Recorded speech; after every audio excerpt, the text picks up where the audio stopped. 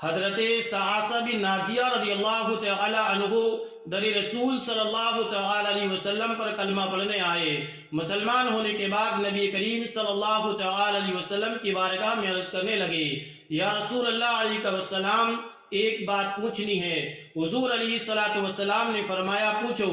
کہنے لگے، یا رسول اللہ، دور جاہلیت میں ہم نے جو نیکیاں کی ہیں ان کا بھی اللہ ہمیں اجر عطا کرے گا۔ تو آفتاب نبوت مہتاب رسالت نے فرمایا، تو بتا تو نے کیا نیکی کی ہے؟ تو کہنے لگے، یا رسول اللہ، میرے 2 اونٹ گم ہو گئے۔ میں اپنے تیسرے اونٹ پر بیٹھ کر اپنے 2 اونٹوں کو ڈھونڈنے نکلا۔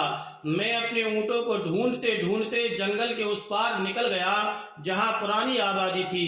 وہاں میں نے اپنے 2 اونٹوں کو پا لیا۔ ایک بوڑھا آدمی جانوروں کی نگرانی پر بیٹھا تھا، اس کو جا کر میں نے بتایا کہ یہ 2 اونٹ میرے ہیں۔ وہ کہنے لگا، یہ تو چرتے چرتے یہاں آئے تھے، تمہارے ہیں تو لے جاؤ۔ انہی باتوں میں اس نے پانی بھی منگوا لیا اور چند کھجوریں بھی آ گئیں۔ میں پانی پی رہا تھا، کھجوریں بھی کھا رہا تھا کہ ایک بچے کے رونے کی آواز آئی۔ تو بوڑھا پوچھنے لگا، بتاؤ بیٹی آئی ہے یا بیٹا؟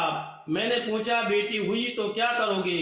کہنے لگا، اگر بیٹا ہوا تو قبیلے کی شان بڑھائے گا، اور اگر بیٹی ہوئی تو ابھی یہاں اسے زندہ دفن کروا دوں گا، اس لیے کہ میں اپنی گردن اپنے داماد کے سامنے جھکا نہیں سکتا۔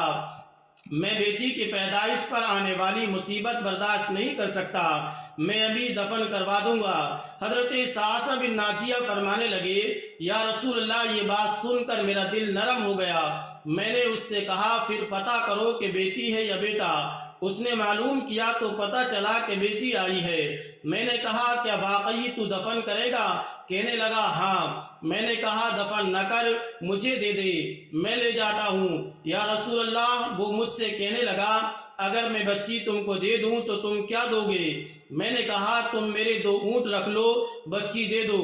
کہنے لگا، نہیں، 2 اونٹ نہیں، جس اونٹ پر تو بیٹھ کر آیا ہے یہ بھی دے دے۔